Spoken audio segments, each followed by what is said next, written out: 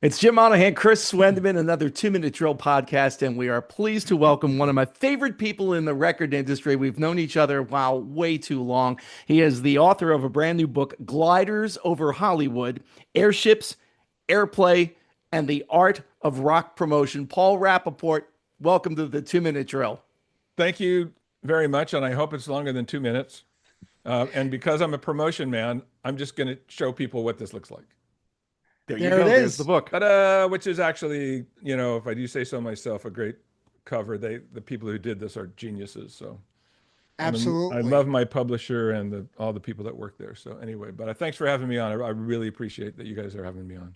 No, absolutely. And Paul, quick question. So early in the book, you say that you waited until it got to a loud roar to write this. You have some amazing stories in here. I mean, some of the chapters should start. Wait till you hear this one. I mean, that's how amazing some of these stories I are. appreciate it. And why now? Why did you wait this long to write this book? Well, I'm a good storyteller, and I think I got that from my father. I love telling stories. And look, you're talking about a business from the 70s, 80s, and 90s, which is like it's unbelievable, right? These stories are unbelievable because the adventures are unbelievable. The way business was done was unbelievable. Um, so I wrote it because I don't read that much, but as I would read stories, by rock artists, you get their world. You'll get Bruce's world, Eric Clapton's world, Keith's world, but nobody had ever written our world. Like, it's like soup to nuts. Like here's, FM radio in the beginning, but there's all these characters. Forget the artists. The managers are bananas. I mean, it's like, so, I mean, look, I'm sure we're going to go through some stories, but people have to understand what the rock and roll business was like. And you read the story of Herbie Herbert, the manager of Journey, mega band, gazillions of albums, gazillions of dollars, right? And we have to decide a single, and I can't remember which Journey album it was, but we're selling 50,000 albums a week. And as you guys know, when you release singles, you have to keep momentum going. So it's timely, right? And the manager of Journey, P.S., who's not Jewish, got on a Yiddish kick, right? And he sent Yiddish for Dummies to the entire industry and said, if you want to talk to me, or they had a famous road manager, Pat Morrow, Bubba is his nickname. You want to speak to me or Bubba, excuse me, you're going to have to speak a couple lines of Yiddish. And if you read in the book, you read why they got into it. But anyway, but the point is that it's a Thursday afternoon, it's 3 o'clock, and I get a call from him because we have to decide the single that day, right? And so, line one, Herbie Herbert. Hey, Herbie, how you doing? Was machst du? He's speaking Yiddish. I'm like, Herbie, I got the book. It's cute. It's great. This is a timely conversation. I have an idea for a single. You do. We have to put it in production. I have to call all the rock stations. He keeps talking Yiddish for 2 minutes. Finally, he stops and he goes, Rap, what the F? A nice Jewish boy like you can't learn a couple lines of Yiddish? I'm like, Herbie, yeah, I got the book. It's cute, but we're talking millions of dollars. This is a timely conversation. He says, I know, learn your Yiddish and call me back. Click. Now, if I want to get the next Journey single out, I have to go find my Yiddish book. This is real. I'm not making this up. I have to find my Yiddish book. I have to learn 2 lines of Yiddish so that I can speak it so I can get the next Journey single out. Okay, this is the business I was in for 30 years. Like people need to know this. So the reason I wrote it now was because I hadn't seen anybody doing it, and it just because I tell all these stories, and look, people, for all of us who've been in this business, Jim, I'm sure people come to you and say, you got to write a book. In fact, you were in the book. I'm sorry to tell you, you're on the cutting room floor because That's happened before. well, of a fabulous story that I'll tell you, but at any rate, but no one had done it, and I am blessed with a photographic memory.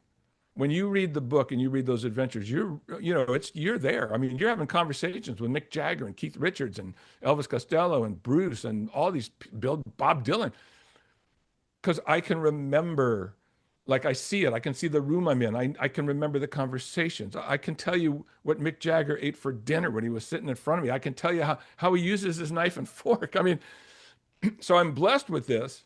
But about 6 years ago, because it took 6 years to write this, I thought, well, I have this memory, but we're all getting older. How long do I have this memory? I don't know. Between that and the fact that nobody wrote it, and I don't want to get too hippy dippy on you, but somebody up there is like pounding me, like you got to write, like you're the one, like it's going to be you, like you're getting the call whether you like it or not, right? But it turned out that it was good that it was me, because I worked at one record company for 30 years, and in those 30 years, I worked with so many artists that not only could I tell you how the record business worked, what my approach to promotion, some of the outlandish things I did, I could tell you about all the managers. I could tell you about the Rolling Stones and Pink Floyd and Bruce Springsteen and it goes on and on. I couldn't even fit them all in. I mean, I got stories about Psychedelic Furs, Men at Work, Midnight Oil. But they're not in there. There's a picture of the Bangles in there, but I didn't tell the Bangles story because there's just too much. So the why was somebody up there saying, hey, you got to do this. The fact that it hadn't been done. And also, and this is selfish, and it probably doesn't matter to too many people other than me, some of these people really mattered to me a lot. They're in here, not just the artists, but managers who were some of the most amazing people I'd ever met in the world. The manager of Blue Oyster Cult, Sandy Pearlman. Guy's a genius. I don't want people to forget Sandy. He's mad as a hatter, but aside from that, but in all good ways, right? But I wanted people to know who Sandy was. And I want to put a picture in the book. I want people to know, you got to know who this guy was. I want people to know who Storm Thorgerson was. Storm Thorgerson's a genius. He's Pink Floyd's graphic designer. He designed Dark Side of the Moon. All these album covers we know, even more so, his company, Hypnosis.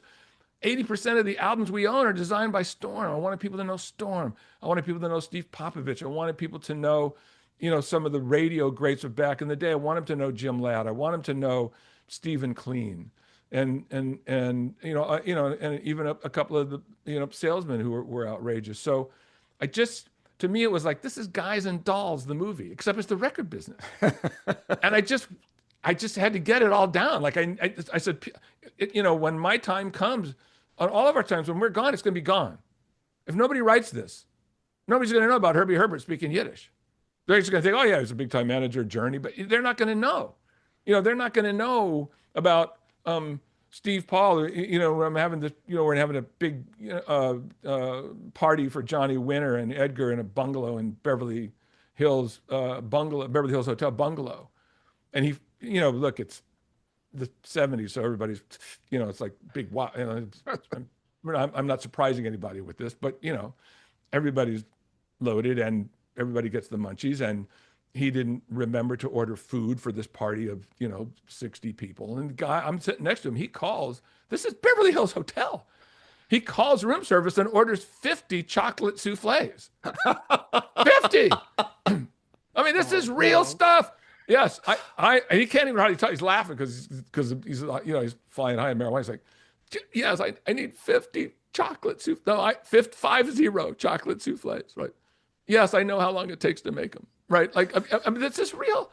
And the people, and if you think Johnny and Edgar Winter are strange looking, all the party goers, they look like a Fellini movie. I mean, like, so. I want people to know Steve Paul. This guy made things happen. He had a television show called The Scene. He had Jimi Hendrix on. He's one of the people who started, elevating this kind of music. So aside from the artists, I wanted people to know them, and I wanted people to know another side. Another side of Bob Dylan. I wanted them to know people in a different way. The Bob Dylan I knew, the Keith Richards I knew, beyond the rock star, beyond the celebrity. How are these people to deal with?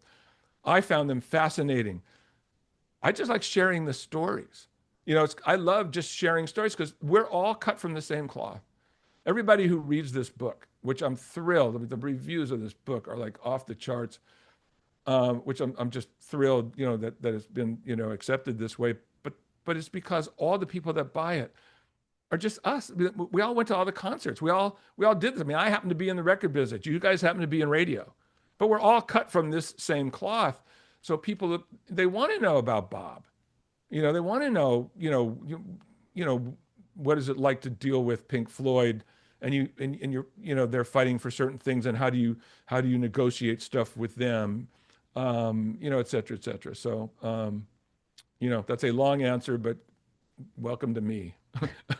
One of the stories that I wanted, and it's not in your book, but I was watching the Billy Joel two-part documentary, Yes. and they get to the album The Stranger, and they're all in the room. There's the picture of everybody in that room. And Paul, I probably knew half of the people in that room for the listening party. You probably knew, I don't think you weren't on the East Coast at this point. I don't know if they flew you in or not. No, So I but don't know if you were somebody there. sent me I'm in there somewhere. Somebody sent me a photo of me and Billy and Elizabeth. I didn't even see it. I mean, I watched it and I didn't even see myself. And they go, "Is this you?" And my wife looked at it. She goes, "Oh yeah, I know that profile anywhere." Well, then this question's even more poignant because okay. everybody comes away saying, it's a nice record, but we don't hear a single. And my question, Paul, when I listen, like, what? Like, what album were you listening to that you didn't hear a single? Well, the people that were running the company at the time were probably less musical than anybody else at any other time. And I will tell you guys, not everybody hears everything. As you read in my book, there's a couple I didn't hear, but I promoted them because that's what you do. And then I went, oh, yes, I get it. You see the band live, you get it. But I think that at the time, I believe the president was Irwin Siegelstein, and they had hired Irwin, I think, after Clive, because they didn't know the record business. I mean, this CBS corporate, they went, oh, we have a corporate guy who's been successful in television. Let's move him over.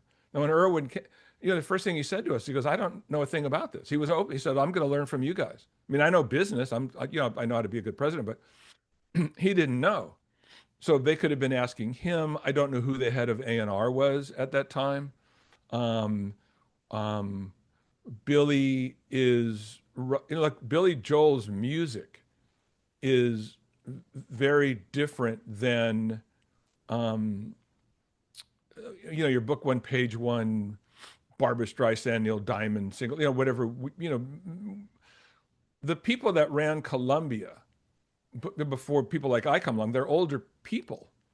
So our music is new to them. When I joined Columbia as a college rep, these guys are all the Hey Babe era. They're like 50, they don't get it. They don't get the music.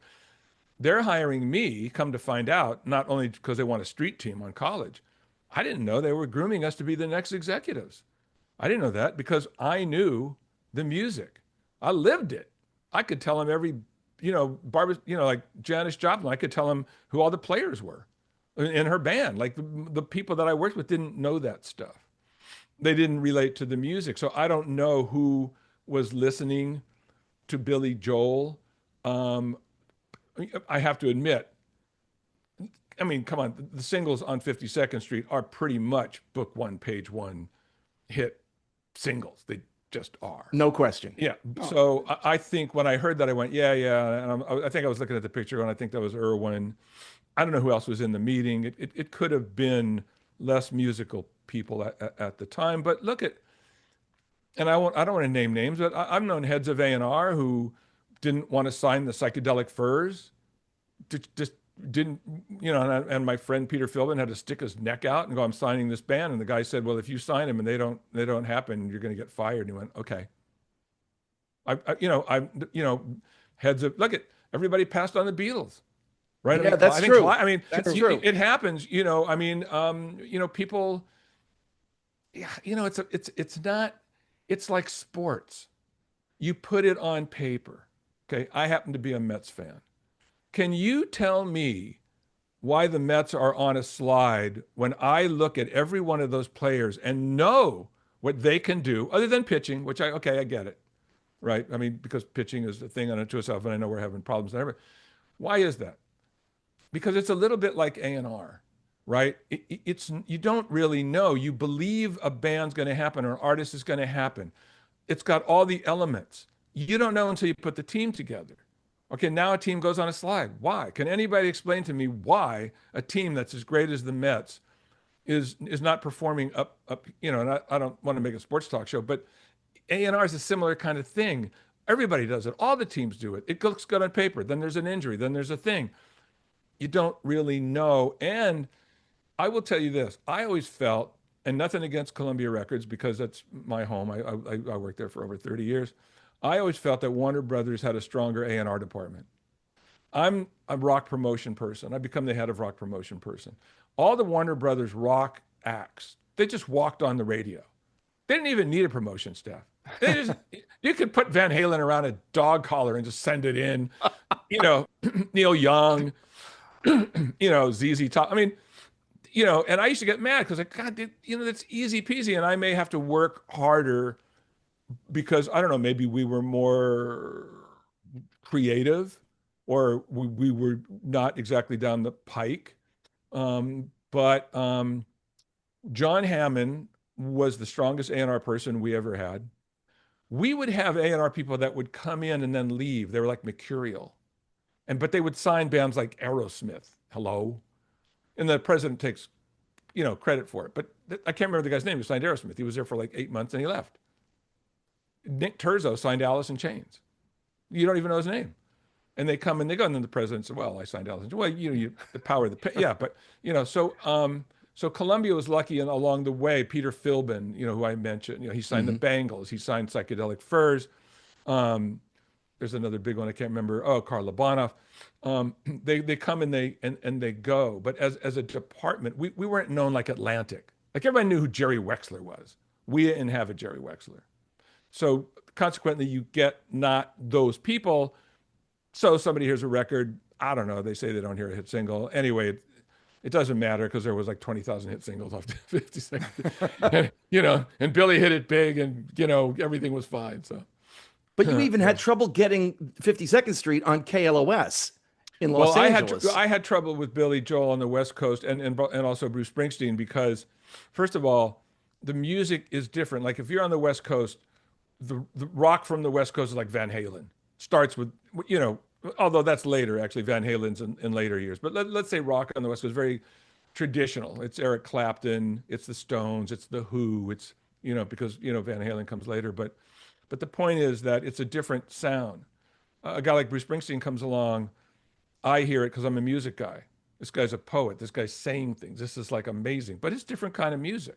You go see him live, the bass player's playing a tuba sometimes. It's like, you know, it's a different thing, right? I mean, it's not down the pike rock. And Billy, every time Billy had a hit single, it's a ballad. So they don't even know that Billy's a rocker. Like, you know what?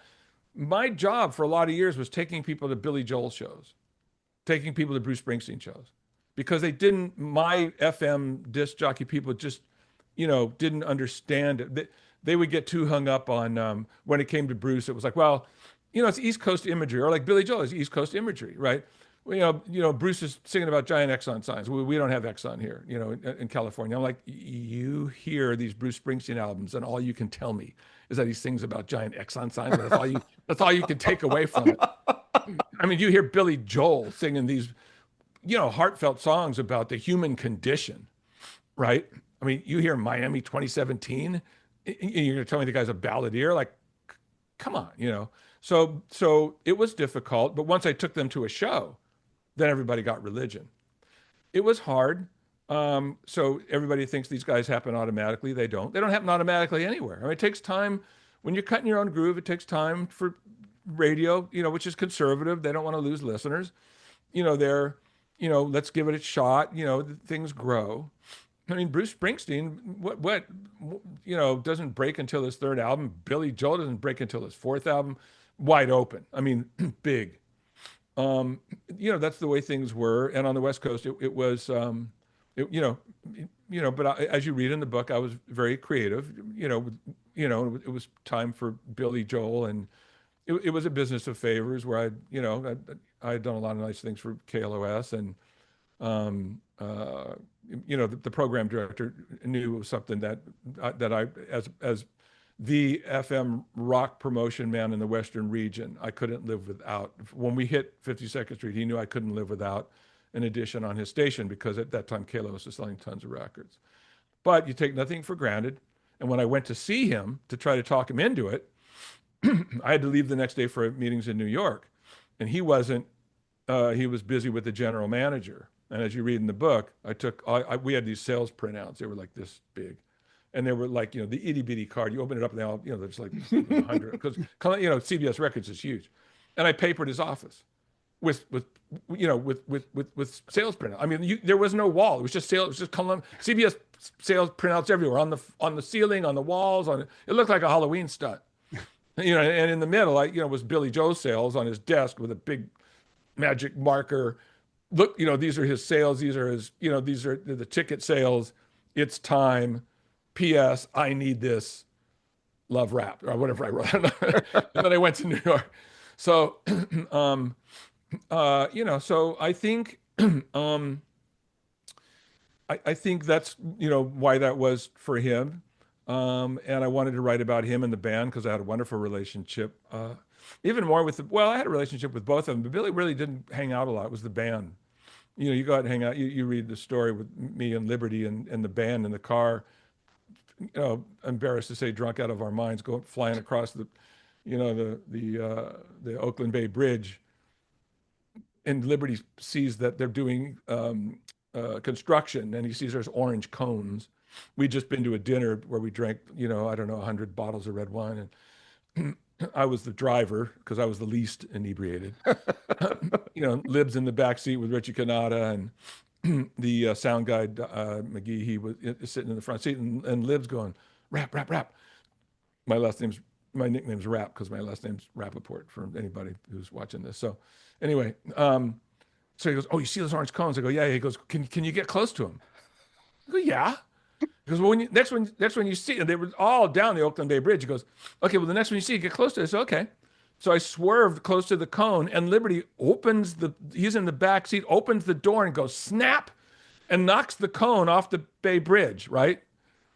And everybody laughs, and we think that's a good idea. Because we're idiots, right? Can you do it again? I'm going all the way down the Oakland Bay Bridge, and Liberty DeVito is opening the door every time he hit a snap, and I'm getting into a rhythm. And I think Liberty appreciates it because he's a drummer, right? So now I'm like, swerve, whap, swerve. I didn't know we didn't kill ourselves. I mean, how did I not swerve off the bridge? I mean, so you've got all these kind of stories. You've got, all this kind of crazy stuff, and the relationships with the artists, and it gets deep where you see some things that have to be fixed. And, et cetera, et cetera, et cetera. And I have a big imagination. So you see me do things like create a Pink Floyd psychedelic airship for Pink Floyd and shoot laser beams off mountainsides and, all of it. And you learn, I think, a lot about the music business, even though it's from back in the day. I think there's a lot to learn for anyone who wants to be in the business now, because some things don't change, So I just wanted to get it all down while I still remembered it. And it took me 6 years, full-time job, get up, 2 cups of coffee, write, throw stuff out, put stuff back in. 4 editors at different times. I wanted to make it a page turner. I wanted to make it a barn burner. I wanted to make it fun. I wanted you guys to have fun like I had fun, right? That was the idea. Like, I happened to be the guy that was there, but you can't believe this stuff. Well, one of the crazier stories that's in there, and I knew a couple of the people involved was with Scott Muni, the former WNEW-FM and disc jockey, program director, what have you, and Bill Kerbishley. Yes. Some people may know as the manager of The Who and Judas Priest, and you in a Midtown restaurant blowing a whistle, wearing a hockey referee jersey. And there's no way, Paul, that I will ever be able to do justice to this story. Yeah,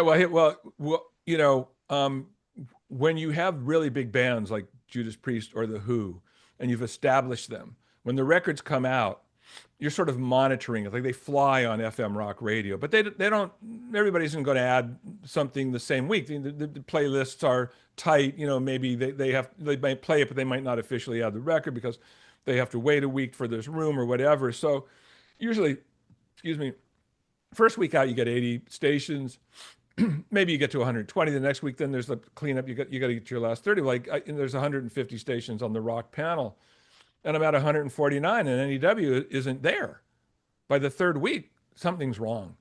And I call Scott, Muni, who's affectionately known as Fats. Fats. Yeah, Fats.